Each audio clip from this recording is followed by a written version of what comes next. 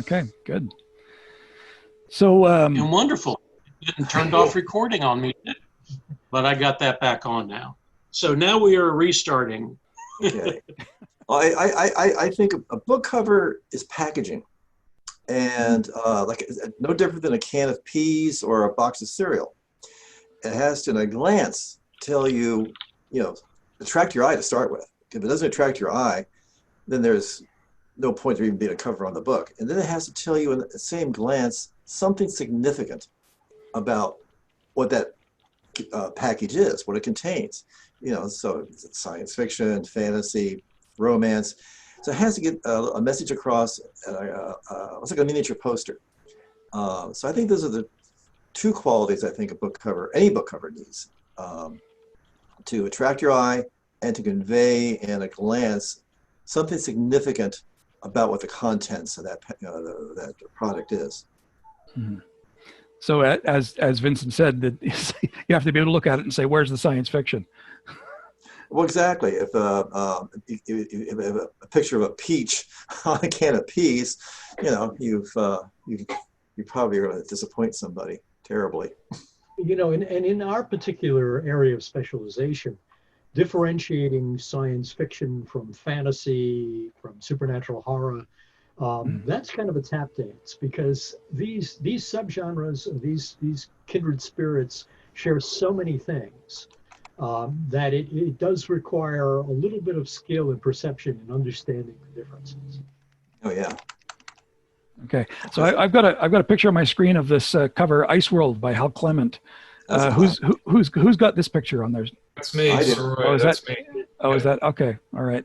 I put that up there as sort of an example of something that's just, to me, really eye-catching, and a really good layout, good design, good color. I got a bunch of these. This is a very late Frank Paul, which I'm sure everybody knows. This is a classic. This is my favorite science fiction cover of all time, Slaves to the Metal Horde. I don't even know who the artist is, but look at this thing. And then you start moving into more. I didn't see that image, Slaves. I'm still looking at Ice World. But it should okay. Yeah, it should Here we probably go. be by Malcolm Smith. It says I'm sharing screen, so I'm just assuming that whatever I slide in shows up, but I guess not. No. Well, we seem to be frozen on Ice World. That makes sense in a way. All right, damn it. Okay, I only had the option of choosing one image at a time, it looks like. And this one is now MD's Weird Tales cover. So are you seeing this Weird Tales? That's Margaret Brundage, isn't it? Yeah. Now, Margaret Brundage usually is. I mean, Margaret Brundage is one of my favorites. She's one of the best cover artists that Weird Tales ever had. Her work is superlative. This one I find not quite up to snuff because probably because it's been done since, by Frank Frazetta, and by a lot of other artists. And of course, this, clearly fantasy sword and sorcery. But for me, this is kind of a fail. There's no real sense of danger or threat, particularly with a woman below sort of, watching somewhat interestedly as Conan battles with a giant snake. She watched bare-breastedly as he attacked the snake. Obviously, this is from the early, this is from the early pulp days. This is Weird Tales. This is. You have to attract the snake before you attack the snake. Okay. So this was one of my examples of bad covers, and I have a couple of examples of really good artists. I mean, superlative artists who, every once in a while, you don't hit the mark. Actually, here. Acknowledge that with Frank R. Paul and with Margaret Brundage, and some of the vintage artists, there's a fine line between good Frank R. Paul and bad Frank R. Paul. Oh yeah. And the same thing is true with Margaret Brundage. They're acquired tastes, and for genre insiders, they're the best. Mm-hmm. But to the layperson who's looking at this genre with without the lack of objectivity that the rest of us it can be off-putting because some of these do have a kind of clunkiness to them. But you know, this was Okay, is the Paul image visible to you guys? I can see it fine. oh yeah. Okay, great. Shown here, Schomburg. You know, about that Brundage thing. Yeah, You know, Schomburg. the execution was a little clumsy, but I think it succeeds really well as a cover.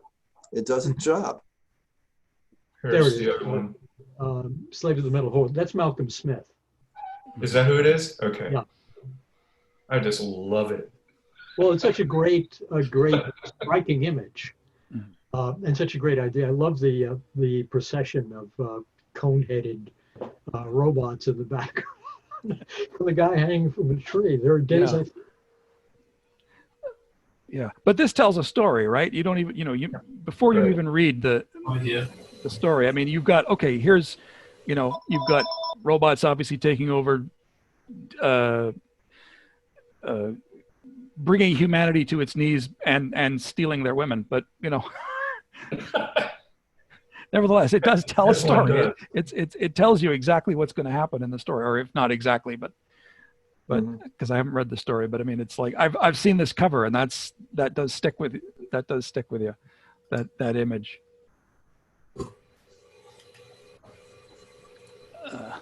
Well, he's given us all of the narrative clues. You know, he's got that rope in his hand. Okay. So obviously he's about ready to hang the girl as well. Okay. Yeah. Sometimes the ambiguity of these robots that attack beautiful women has you wondering, but so be it. Oh, Jack Schoen here. Yeah. Yeah, he's one of the best painters, painterly painters, I think, in the whole genre. And far and away the best compositionalist of his generation. His images are striking. This is very simple, but man, does it have an effect. Yeah, he had a great hand at making something look massive, and you know, even his wildlife paintings had the same quality. They had a mass to them, which I really like. I actually have another one that I really like. Oh, stop. And will I ever be able to get to it? Here we go. Is it the one with the hippopotamus? It is. Yeah. Oh, James Smith. Trouble Tide. Yeah, and for some reason I'm having a problem. Let's try it again. I was actually going to do Goblin Knight, which I think is even better. But, oh, here we go. Let's try this. No, it doesn't seem to want to. Well, my apologies. Oh, here it is. I'm sorry. Can you see it? I'm still seeing We're the. still seeing a big hippopotamus. Yeah, this is it. The hippopotamus one. Right. Okay. You know, by the criteria I try to apply to, you know, like the DIY people and all, I would, beautiful painting, spectacular painting, but I would think it's less successful as a cover. If you were to imagine, say, all the text on there in a foreign language you didn't understand, it'd be harder to tell this was science fiction. That's a good point. You know, you needed that big analog there, and you needed the author's name to really get across the fact it was science fiction. But without those, it'd be harder to tell. But that was the thing that Campbell did. He you know, he was not crazy about the magazine's title. Originally it was Astounding Stories of Super Science, and when he finally it changed to Astounding Stories, and when he finally became editor, it became Astounding Science Fiction. But he was never happy with the term, with the word astounding, and his intention was to eventually just simply call it science fiction, to drop astounding altogether. And he was kind of beaten to the punch, so he had to come up with an alternative, and that was the switch to analog. So, but he was always pushing the envelope on avoiding those in-your-face science fiction iconographic images. There was often subtlety to it. I remember there was a really great Schoenherr where it's a medieval, almost or early Renaissance image, and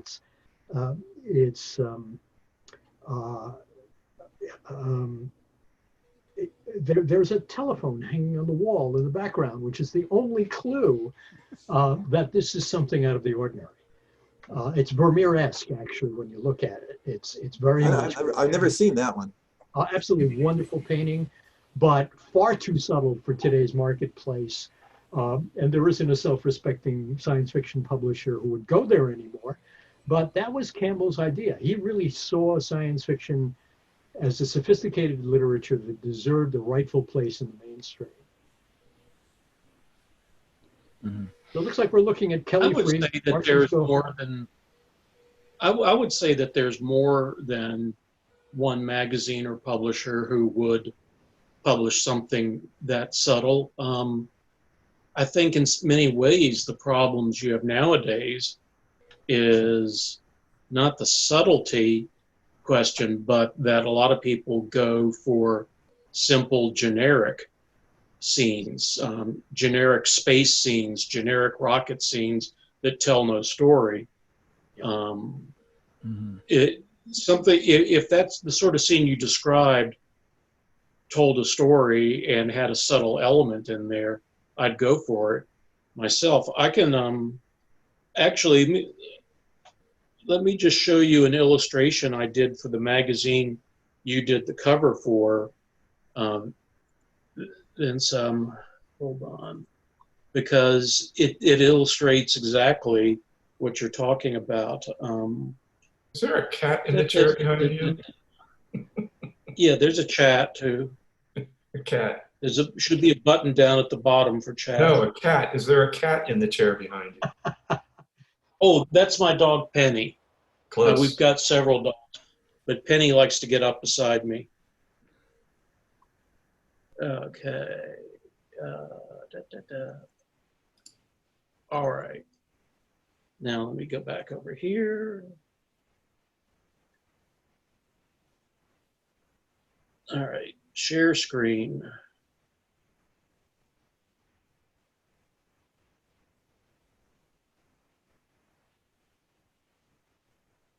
No, wrong screen. There we go. All right. Oh. Now, this is an image which is designed to do exactly what you're talking about. This is not, on the face of it, any sort of obvious science fiction or fantasy thing. But it's you'll find it in the last issue. We published the special issue, and it's loaded with subtle indicators of the story. The story is basically about people in dreams who temporarily have a life at night outside of dreams and gather in cafes and things in New York. And there's subtle sleep and dream iconography all throughout the image. A dream catcher here, a Norse symbol for sleep up here, the album Dream Police in the gutter. Who did this? But there wasn't anything about the story that screamed fantasy. Mm-hmm. Who did this cover? I missed that. This is just a story illustration, and I did it. Oh. Everything I do is under a pseudonym, HMV. Oh, that's what I was wondering. Okay. So yeah, I mean, extremely subtle. But that was an interior or cover. I was distracted by the chat going on over here. So that was definitely an interior. Now, okay. Now I'm trying to get this stupid thing back. Oh, there we go. Stop share. Okay, stop share. Yeah. Sorry. And that's the Kermit's desktop segment of the panel. We were talking about, we saw some Frias art. I've got a Frias thing. Hold on. So Frank Kelly Frias, of course, is, I don't know if you can see this one. This is the Michael G. CONEY cover. Yep. Frank Frias, there's no mistaking a Frank Frias cover. His style is distinctive. He is some of the, he's produced some of the best works in the genre. This is not one of them. And actually, I've spoken. I mean, he's passed on now, but I spoke with Michael G. CONEY years ago about this. This is one of his least. He despised this cover. He hated it. This was the edition, the North American edition, the Jaws That Bite, the Claws That Catch. Yeah, I mean, you know, subtle science fiction things. I mean, the stars that cover the, you know, the naughty bits, and the metal hand, and the land shark, which are features of the novel, which I mean, you can only sort of see one sort of hand. it's a goofy looking thing. And actually here I think I've got the whoops, nope, that's not that. Hang on. Yikes. Yeah. I've got a bunch of bad covers. Hold on a second. There we go. There's the artwork without the typography, and it doesn't look much better. Well, now that I can see those bubbles, though, it makes so much more sense. So yeah, some of the best cover artists in the world can produce some really odd. And for this one, for me personally, the color yellow is just not something that really. Well, fortunately, this has never happened to Vinny or me. Well, it's happened to me. Interestingly enough, this one, this is the North American edition, the DAW edition that we saw. This is the British edition, which had a different cover, the girl with or different title, the girl with the symphony in her fingers. CONEY liked this a bit better.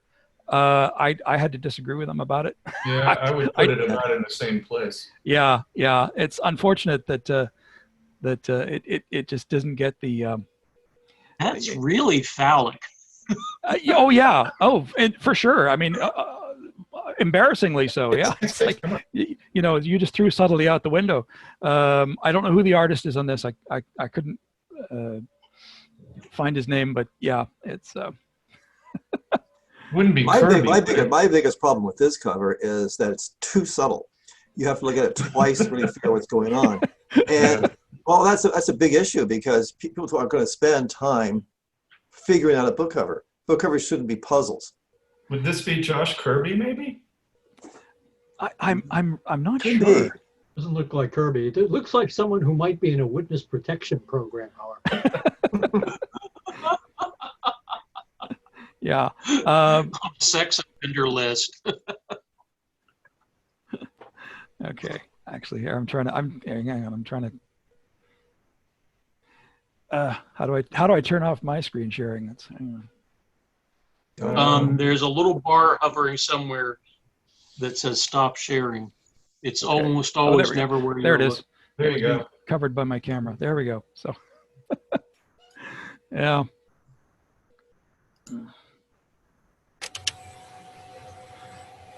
So, yeah, and of course I've produced some bad covers. There we go.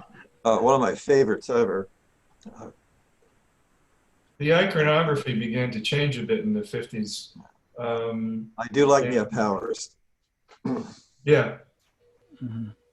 It's just gorgeous.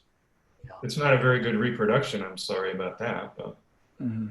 although maybe, you know, it's right off the canvas. I don't know. No, it might be. It's like more like a halftone. Yeah, a lot of texture, shall we say. Okay. Yeah, it's picking up a lot of the canvas in there. Mm. Given that, I'd say it's probably just a fraction of the whole image. Mm-hmm. But this is an example of the kind of covers that were in vogue for a while, and because there are a lot of covers that you can see like this on certain paperbacks in certain eras, that the sort of abstract approach to science fiction. It's like we're going to move away from the metal spaceships and things and move just towards a kind of a subtle feel for science fiction rather than hard nuts and bolts.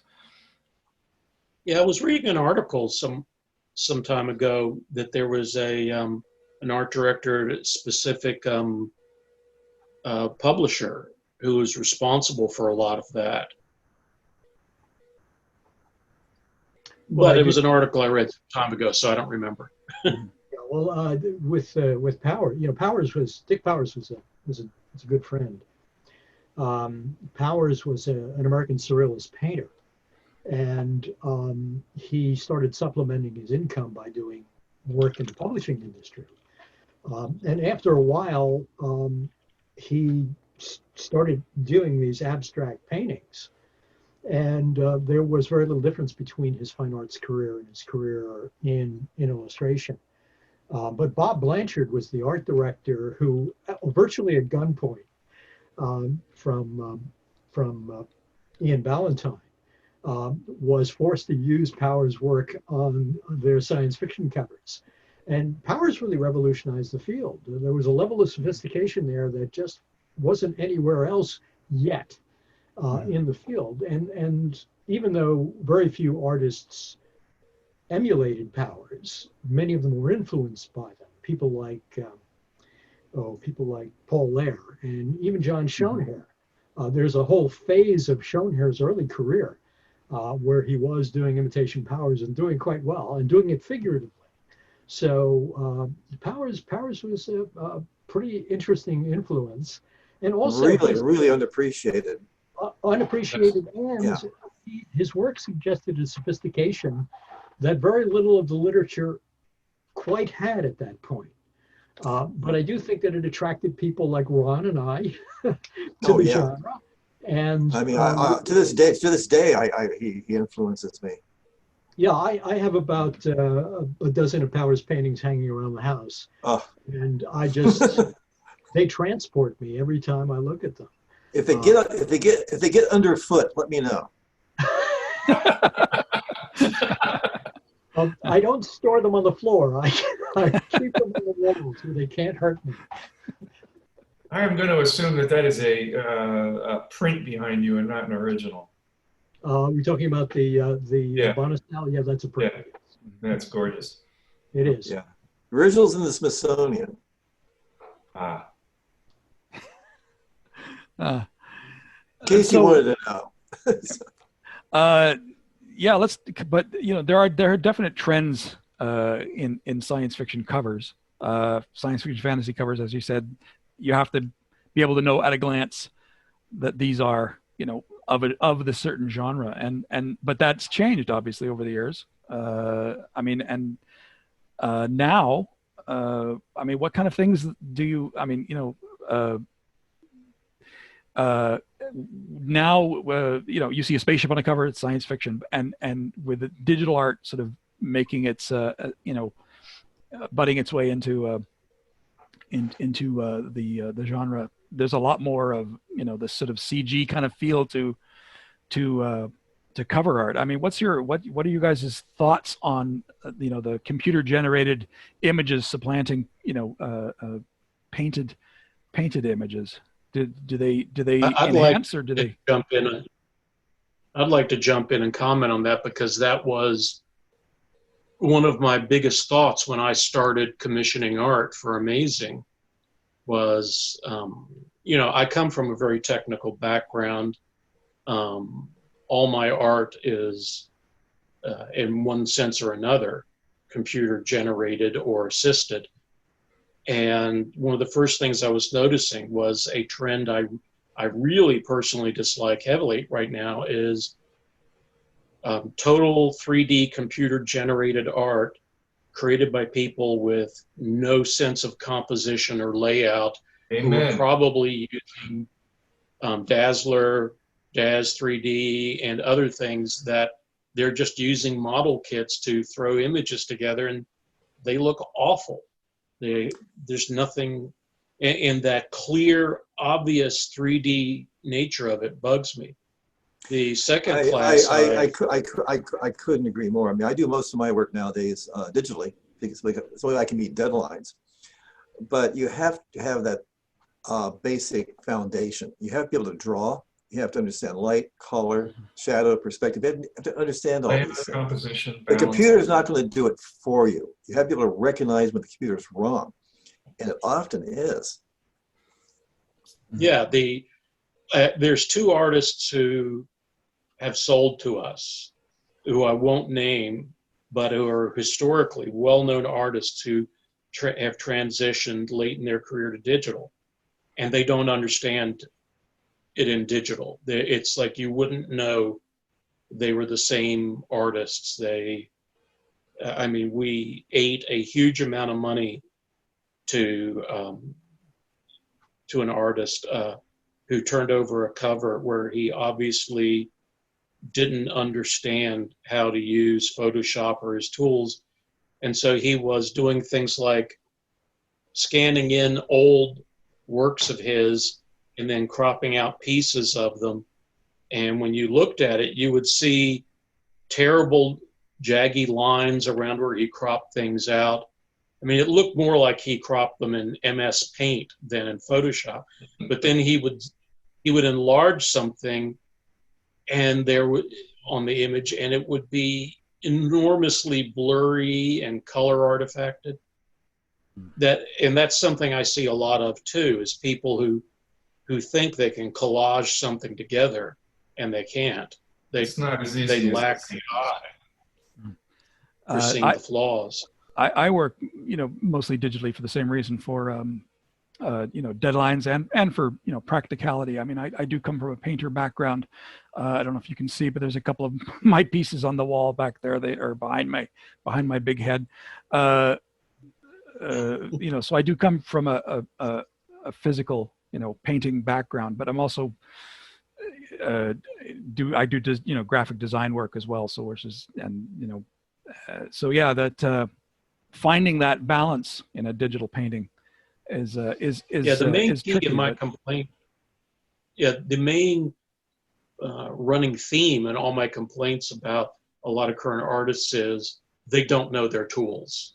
Mm-hmm. It may be what they're using now, but they either don't really know the 3D to make it look good. And, Ron has done stuff for me that's just amazing.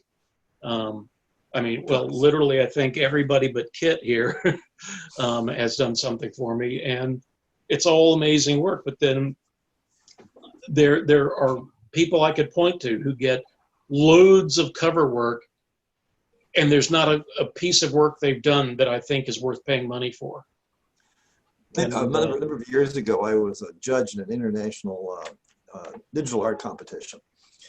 And the first thing that I and my co-judges did, we went through all the pictures.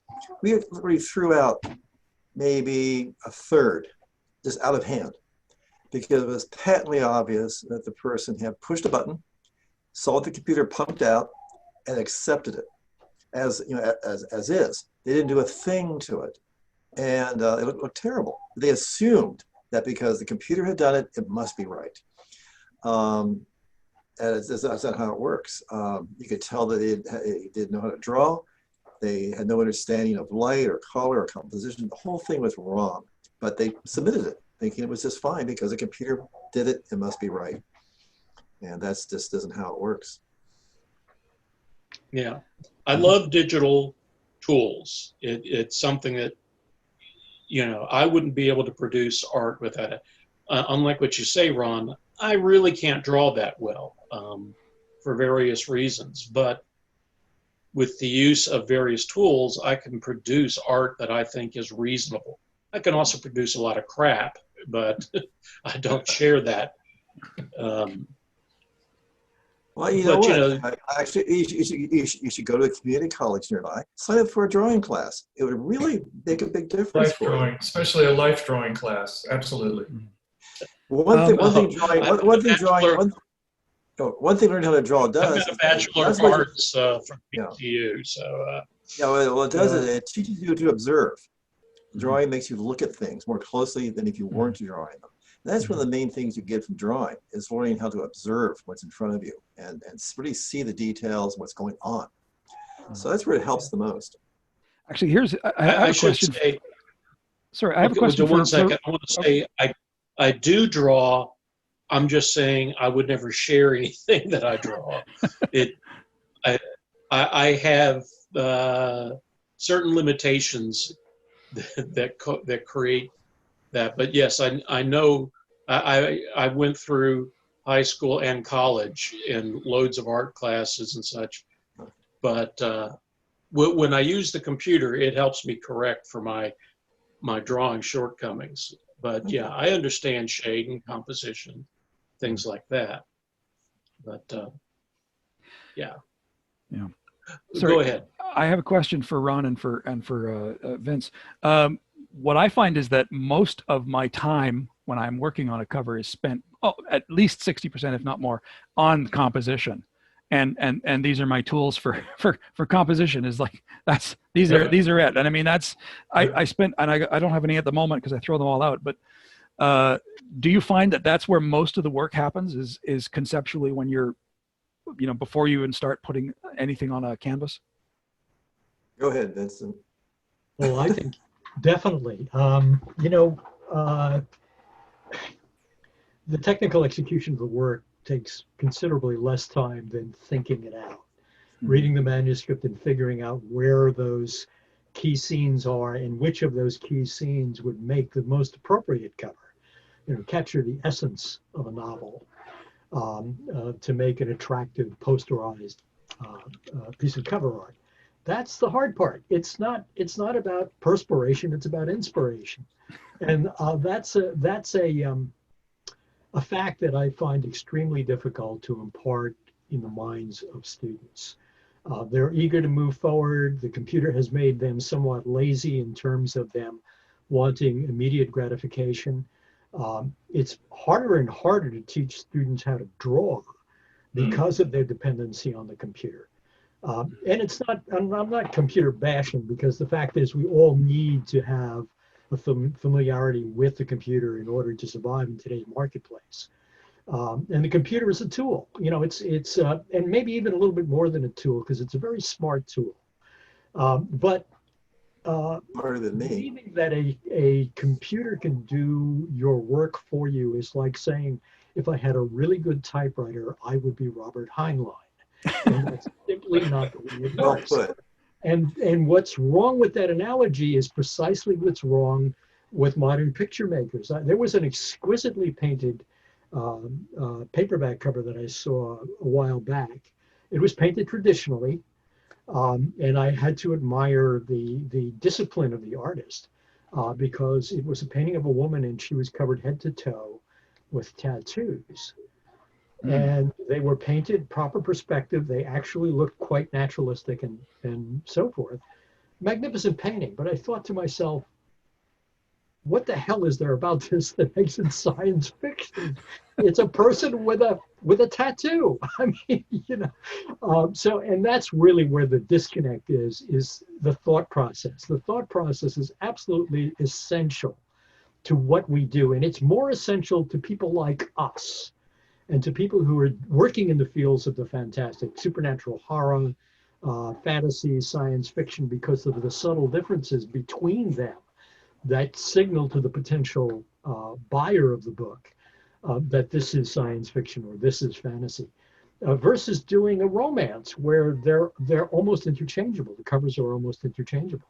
More than any other literary genre, science fiction has a certain prerequisite, a certain need to tell a story in a certain way.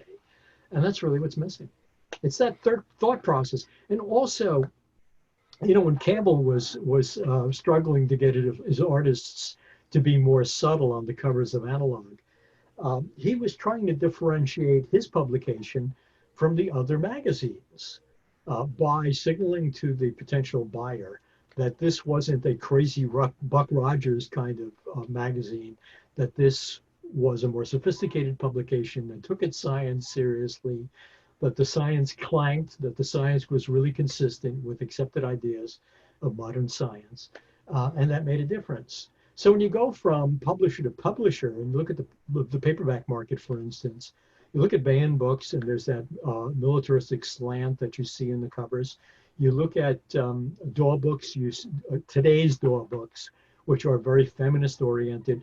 Those subtleties have to be communicated by the cover illustrator for it to find its market. And those are critically important.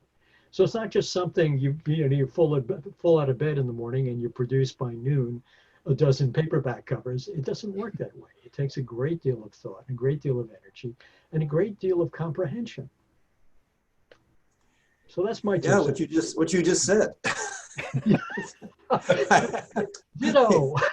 But you're right about people wanting shortcuts. When I teach students, the first thing I start with is, generally very basic perspective, because most of them just don't get it. They don't understand it. So 1 point, 2 point.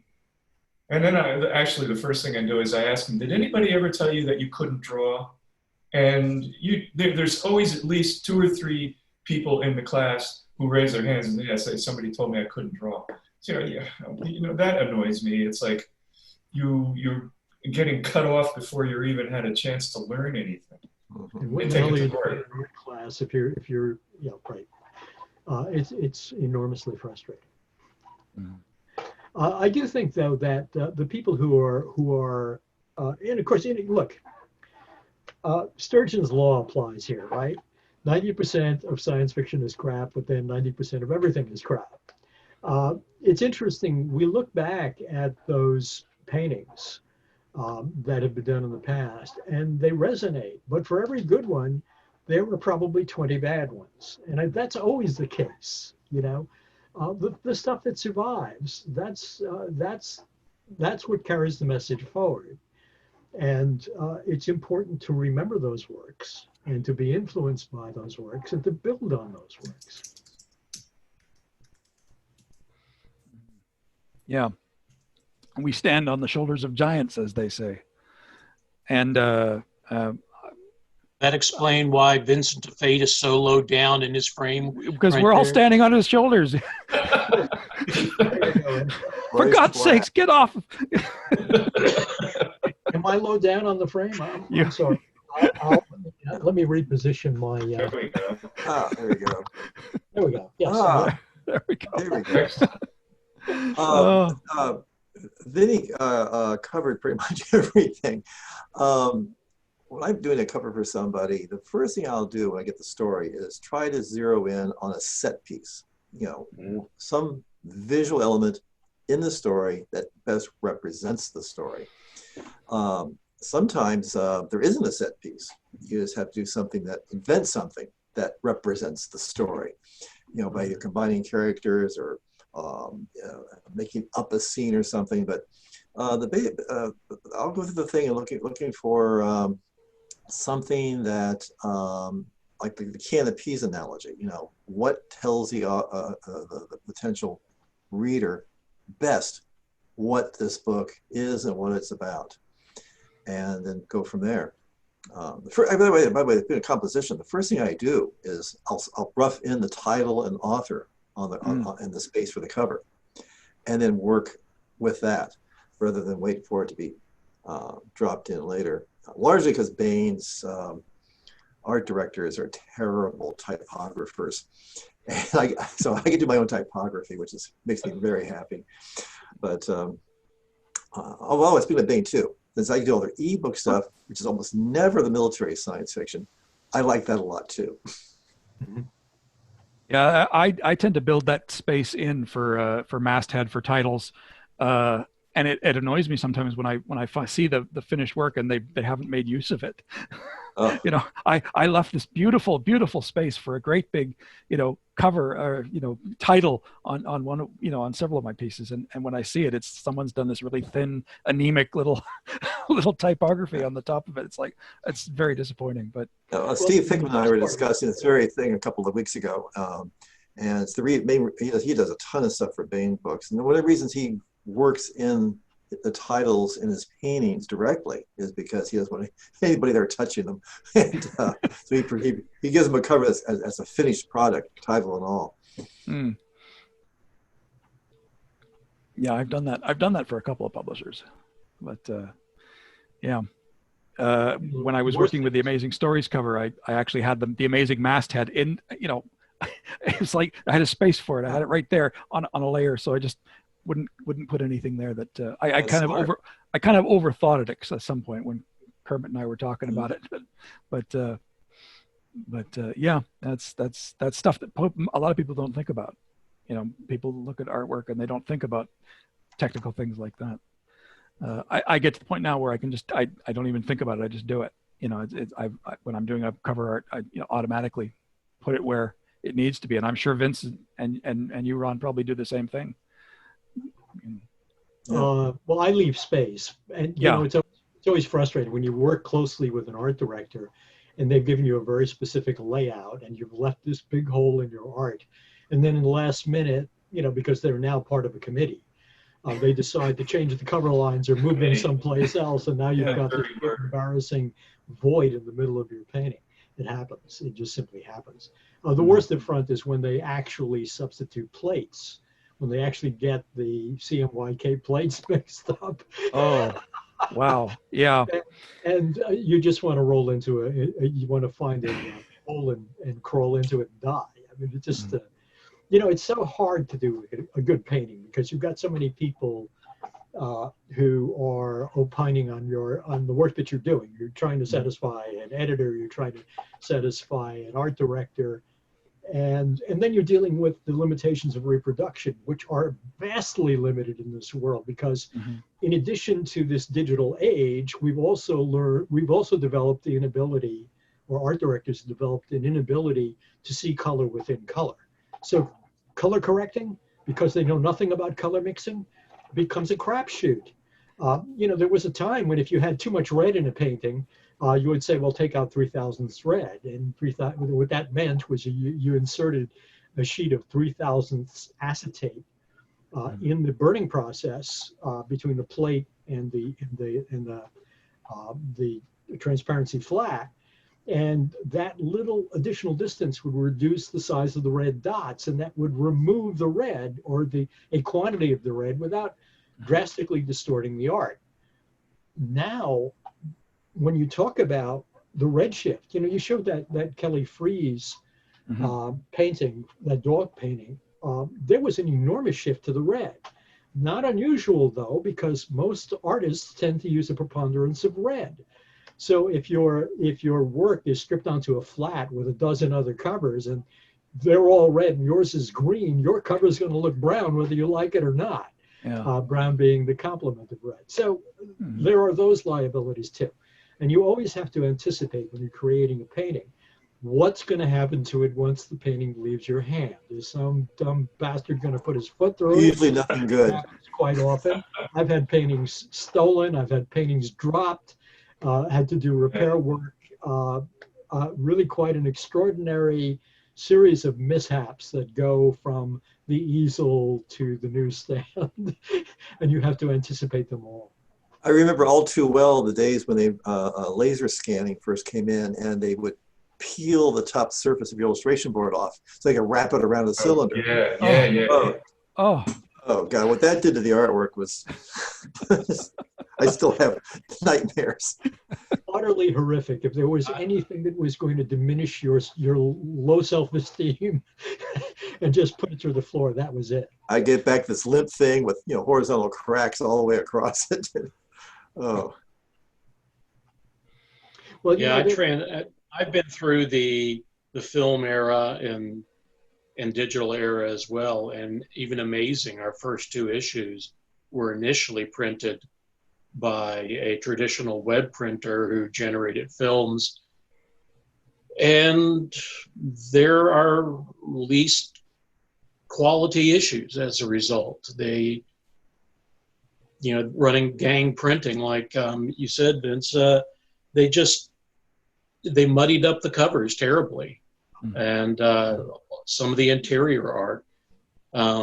Personally, I've really enjoyed the switch to digital. Over the course of 2 decades, I learned to adapt all my thinking about graphics from, you know, getting a CMYK print out of the developer that looked good for printing, to just learning the digital tools, but it looks good now. And I'm finding a lot more consistency, which I'm real pleased with. You know, with the modern digital printing press too, you can alter zones of the painting too that are not printing properly because of whatever's adjacent to it on the flat, which technically means that they can reproduce almost anything faithfully if they're so inclined. The problem is a lack of fundamental knowledge about seeing color within color and knowing what colors are too abundant.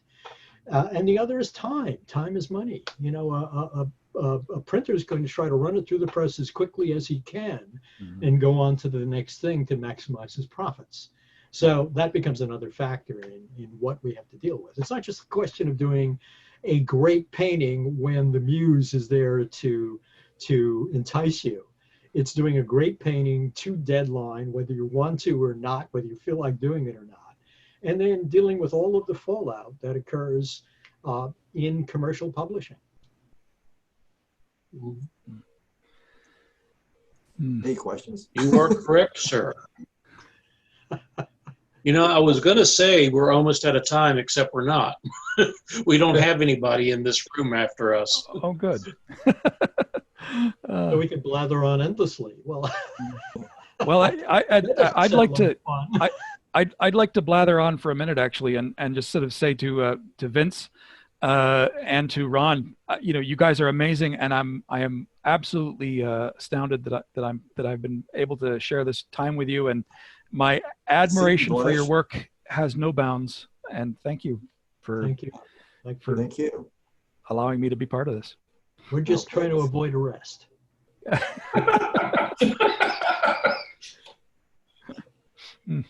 Well, I can say as an art director, I've enjoyed the hell out of working with all of you guys here. And double checking in the big view here to see if any of the female artists are. So no, I should not have possibly offended any of the female artists who work with us, because none of them are here today.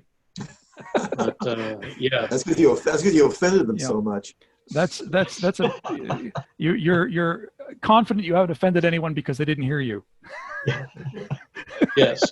Although I am being recorded, so the possibility of me being offensive in the future is still there. Well, I think you've fired me a couple of times, so you don't have a. I did not fire you. You did. You said you're fired. So you don't have a lock on being offensive. Do we have people who are willing to ask us questions, or are we just simply talking to ourselves? Oh, someone says, do you all have websites? Yes. That's a good thing. I can say myself and Ron both have galleries at the AmazingCon website right at the moment. Go check them out. Where would they? Yeah. Who has? Yeah, Al has one there too. There's also a chat. There's a chat window right over there that you can open up by hitting a button right down here, and you can key in your internet site. Yeah, share with everybody. Where do we find your work online? That's actually a great many comments here. Most of them quite I uncharitable. was right about Josh Kirby, by the way. I was right about Josh Kirby. Yes, I noticed that. I meant to mention that. Yeah, you were right about Josh Kirby. Yeah. So, yes, promote your works. And, you know, as part of Amazing, I'd like to say, if you haven't written articles before for our website, please feel free to write up an article about your work, and we'll publish it and promote you there. Is that it's a big part story published, Kermit? Pardon? Did that Curlin story get published yet that I did the illustration for? I don't remember. That one didn't go through. That one was so quick that I didn't have a chance to remember everything about it. I could look it up, but it'll take me too long. Just curious. That is going to be though a story that goes up on the website as opposed to in print. So. Right. I have a question for you, for all of you. I know most of you probably just do science fiction art. Is that in fantasy? I'm assuming because of the con. Primarily. Yeah, because I do more traditional romantic art, but and I'd love to get into the more imaginative fantasy art. How do you, where does, how do you imagine these fantastical things as opposed to, you know, things that we see, models, Drugs. plein air painting and that kind of thing? Where, how do you make that transition? Drugs. I don't know. You know, look at people like Gustave Doré and you know, just classic illustrators, and they're all pretty imaginative in their way. Yeah. That's actually a Hard good question to answer. I don't know the answer to that because I've never had to make the transition. I've been drawing monsters and things and you know, creatures you know, like when I was a kid, as soon as I could hold a pencil, that's what I was drawing. So Yeah. Okay, so it always just came from your imagination. I was interested in models, you know. Mhm. And Look at Hieronymus Bosch or Peter Bruegel. There's plenty of read as much fantasy as you can, and then see what pictures come to your mind. You know, do something that will inspire you. Well, that's really one of the fundamental differences between illustrators and other kinds of picture makers, is that illustrators read and see the pictures. You know, for us, it's automatic, right, Ron? They just pop into your head as I don't know. Many people read and they don't visualize. I think artists visualize. That's part of what they do. And in fact, there are times when I just can't stop visualizing and have to distract myself. Otherwise, I just go on endlessly. Illustration, almost by definition, is storytelling. An illustration is a picture that tells a story. Yep. And which is really the 90% of all art history are pictures that tell stories. Yep. So illustrators are storytellers. So think of Pictures yourself have as been telling a telling story with stories your since pictures. cave. You know, in the caves in Lascaux are telling stories. Of the hunt. Yep. Yeah. I'm going to go hunt a bison right after we finish. Yeah, maybe not. I might hunt up a bison burger, but that's about as far as I'm going to go. You know, it's funny, throughout this whole panel here, I've actually been art directing with an artist who's doing some artwork for one of our books. She's over in London, and these are for a young adult book we're going to be publishing under the Amazing Selects line. And I think it's funny, I only just became self-aware that throughout this whole thing, I'm art directing. One thing I can tell you that I've encountered, Diane, with a bunch of artists is a lot of them use what they call, what at least several of them called inspiration boards. They'll get some idea of visualization, then they'll start looking for images that match what's in their head and share them with me as an art director to see if they have the right, if they're thinking in the right directions.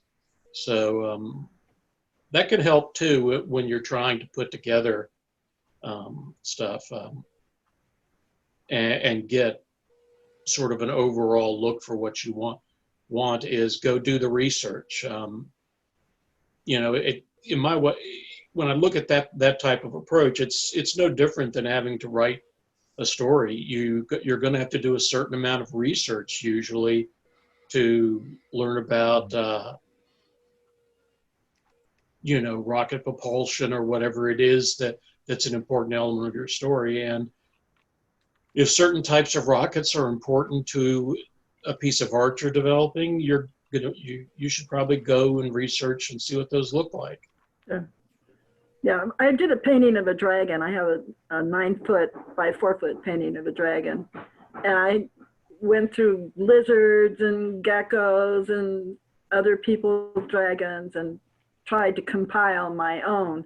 And it was probably one of the hardest things I ever painted. But well, the biggest rule of thumb about painting dragons is that dragons are not dinosaurs. And absolutely. Most new artists don't really see the subtle difference between them. So, yeah. Yeah, actually, dragons aren't a problem for me. I've done also a couple of covers for thrillers, and for me, guns are the ones that I have the trouble with. I'm sure that I'm on a watch list somewhere. Kermit and I were talking about this because of all the handguns I've had to research for doing some of these thriller covers that I've done. I can't do horses. But you're right. I was on a panel a year or so ago, and someone said that's their biggest problem too, is they have to research the guns, because they say if they get any gun wrong, they're going to get endless amounts of letters from someone saying that is not what a Glock such and such looks like. Oh, I happens to me too, but I have a perfect solution. I simply ignore all those letters. That works, you know, Ron? Yeah, doesn't make the slightest bit of difference to me.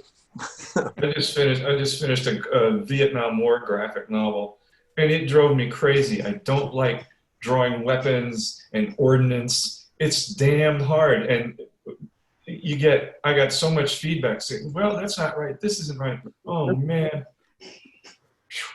Yeah. Well, that's one of the advantages of doing science fiction is that most of the stuff you're painting doesn't exist. So no one's there to tell you that you put the hinges on the wrong door or something. Mm-hmm. Yeah.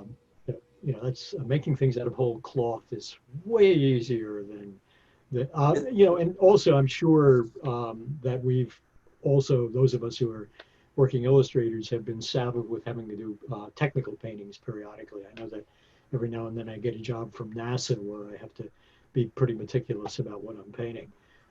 I much prefer the pie in the sky stuff. No one can counteract me. I'll flatly refuse work direct, with one exception, Lois Bujold. I refuse to work directly with authors because they'll count buttons. Yeah. You know, and they'll say, oh, my hero has blue eyes, not gray eyes, and things that make absolutely no difference to the cover, and they'll obsess on these things, and it drives me crazy. And I can't explain to them that, you know, it doesn't make any difference. You know, what makes a difference is whether or not this cover is going to sell your book or not. That's what should concern you. You know, not how many stripes are on a uniform sleeve. Well, see, that's one of the things that's really changed in publishing. There was a time when editors were kept at a distance and art directors were autonomous because they understood that it was marketing. And they would cobble together with the illustrator. Usually with people who do genre work, they would give us a manuscript and trust us to come up with an idea that would sell to the market. But once you have editors and authors involved in the mix, non-visual people, that's when things start to grind to a halt. Not all writers are non-visual. Someone like Arthur C. Clarke, for instance, you can't help but see the pictures when you read an Arthur C. Clarke story. But clearly there are others who don't have that ability in the way they write. They don't write in word pictures. So you have to go beyond that. And I was doing an ebook cover for a Gardner Dozois novel for Bain, and they unfortunately put me directly in touch with him, or vice versa. And I put his heroine on the front, sort of a cat girl kind of a thing, and he drove me crazy with the shape of her ears and the color of her eyes and her cheekbones, every minute detail.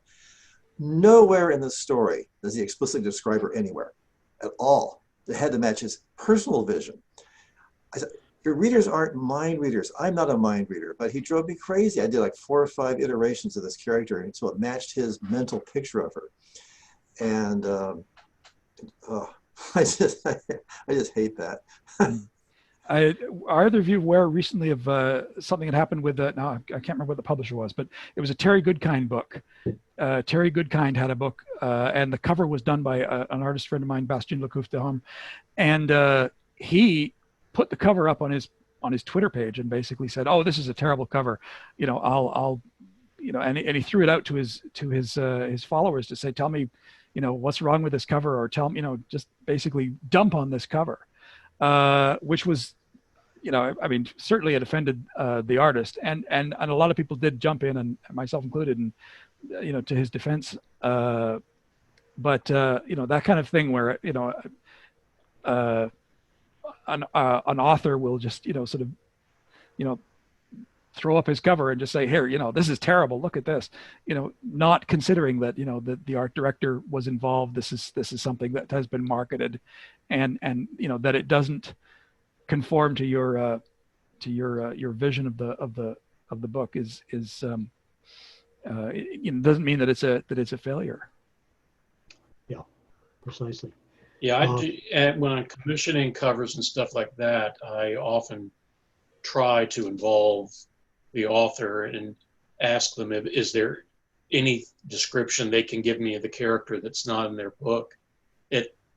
So far it's been a waste of time, but I'm still going to do it because, yeah, I saw that whole Terry Goodkind thing, and I want to give the authors a chance to say, this is how I envision the character. See, to me, it makes no difference. If it's not in the story, only the author knows. And it's nice to please the author, but it seems like a kind of a waste of effort, really. If you can have a cover that matches the author's imagination perfectly, but be a bad cover. And so I don't I don't see doing that personally. Right. If they could draw and paint, they'd be drawing and painting rather than writing. Yeah. But there's definitely circumstances, because it's like a story we were working with recently. It's very evocative visually, but when I went through it carefully, looking for a description of the characters, I realized he deliberately had not carefully described them because he wanted the readers to be able to picture themselves in there and stuff like that. So while he certainly gave you a feeling for what they were doing and where they were and everything like that, he was avoiding being specific about their appearance. And I've run into that over and over. In fact, there's apparently a whole school of writing right now where they utterly avoid any description of the protagonist so that the reader can put themselves in there. But, oh my God, that's hard to commission artwork for. All of a sudden, that your picture becomes a focus. It's condenses all this, and that becomes what the character looks like. And it kind of ruins the entire effect of what the author's trying to do with his story and not describing the characters. All of a sudden, they're described. And as just covers just do them all from the back to the head, so. Or do it like that, what was that movie where the point of view is always just behind the gun and everything? Oh, yeah. It's a whole point of view movie. Yeah, so, but I would find that confusing. The other thing, of course, is that there's plenty of book covers and things that are just typography, but I'm not overly fond of that myself. I mean, in my mind, whether it's a magazine or a book, should be artwork on the cover to convince you to pick that up and take a look at it and at least read the flyleaf or the back cover.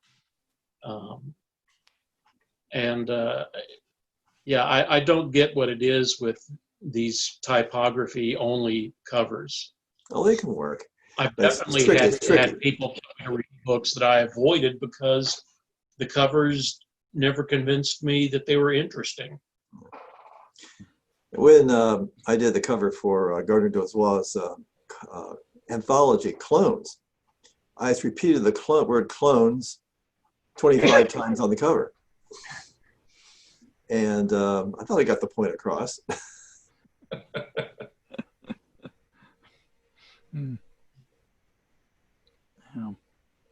Well, it seems like we're all winding down now. Yeah, well, that was extra 4 o'clock. Mm-hmm. Yeah. Now there's nobody after us. Oh, that's why. There will be after us. With pitchforks and torches. Yeah. I have a question. Can I jump in with a question? Yeah. Before you all go? Certainly. It's actually a question for Vince mostly, but anyone please feel free to jump in. You've done a lot of spaceships in your career, and I was kind of wondering if you get a commission and either the art director or you decide that the cover should have a spaceship, how do you make it fresh and interesting and new and different? Well, I don't know necessarily that I do make it fresh and new and interesting and different. I try my damnedest to do that. I've worked very diligently to try to break that typecast. When I came into the business, the field had gone through this odd period called New Wave, and it was really a marketing disaster because many of the images were quite negative in content. They were beautiful to look at, but they were also upsetting. But the literature was going through that phase. So when that died, the death of 1,000 cuts, and they finally decided they wanted to move on to something else, a number of people started to step in to, and that's really when editors became much more vocal about the content of the cover art. I remember Lester Del Rey Books, that imprint at Valentine. And Lester and Judy Lynn were very specific about what they wanted. And what they wanted was very literal. And I was being asked to do spaceships on a fairly regular basis. I became typecast. And it was driving me crazy because my training had been as a figurative painter. And it took forever to break that mold. But I have done hundreds of spaceships. I've probably done about somewhere in the neighborhood of about 5,000 paintings for publication in my 50 years in the business. And I see my spaceships floating around every time I go to a movie. I think about the lazy bastard who just decided to steal my idea. But I've kind of grown accustomed to it. But I don't know if they're always interesting. And I've always tried to find a way to breathe new life into them, but it's damn hard to do. Give me a woman with 3 breasts and I'm perfectly happy, you know. give me a figure with antlers and I'm there. But thank you for your question, and I hope I answered you. Yes, thank you very much. Maybe a spaceship with antlers. Some. You go with 3 breasts. Or 3-breasted spaceship, yeah. One of the artists that I love, I find spaceships a challenge, but Jonathan Harris, or is it John Harrison? He does these, you know, and his work is on a lot of book covers. You know, if you've seen any science fiction books in a store, you've probably seen his cover. But he manages to impart this sense of massiveness. Chris Foss does that. Chris Foss does that, but John Harrison, I love his work, and just with very few, you know, I don't even know how he does it. It's like, you know, you trying to figure out the magician who, you know, try to figure out how he does the trick, but he has such I don't know how he does that sense of scale. There's hardly any detail there, but that sense of massive scale is in the paintings, and I don't know how he does it, and I admire it greatly. Well, that's it. He does it with the sense of scale, you know, the diminutive figures or like the clues that give us a sense of scale by, you know, we have this kind of relationship with windows and doors. Mm-hmm. So access panels and windows on the side of a ship suggest scale.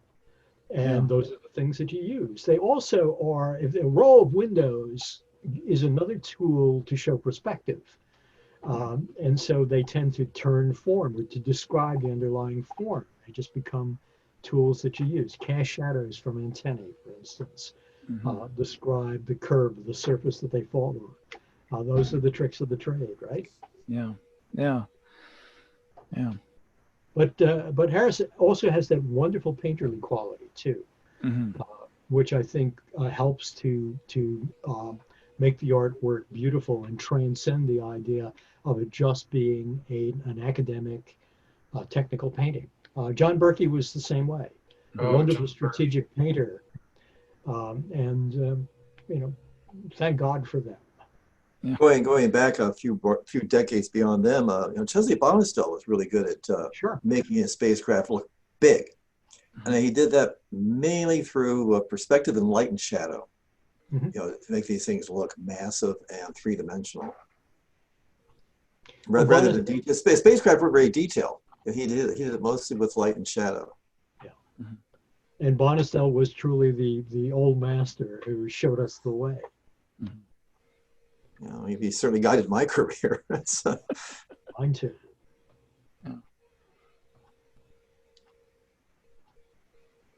Does anybody else have any questions? Why don't ducks sink? I can't think of any. Why don't ducks sing or sink? I think they'd be wonderful singers if they were ever so inclined. It's been a pleasure being here. It Great has- seeing you again, Vincent. It's good seeing you, Ron. You have I'll lie to you and say you haven't aged a bit.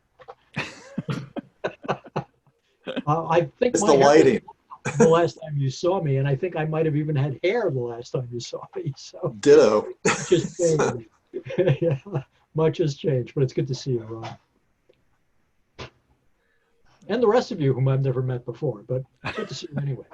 Yeah. Well, I've been absolutely tickled to be part of this. Thank you. Wish you This great has been luck amazing. with your career.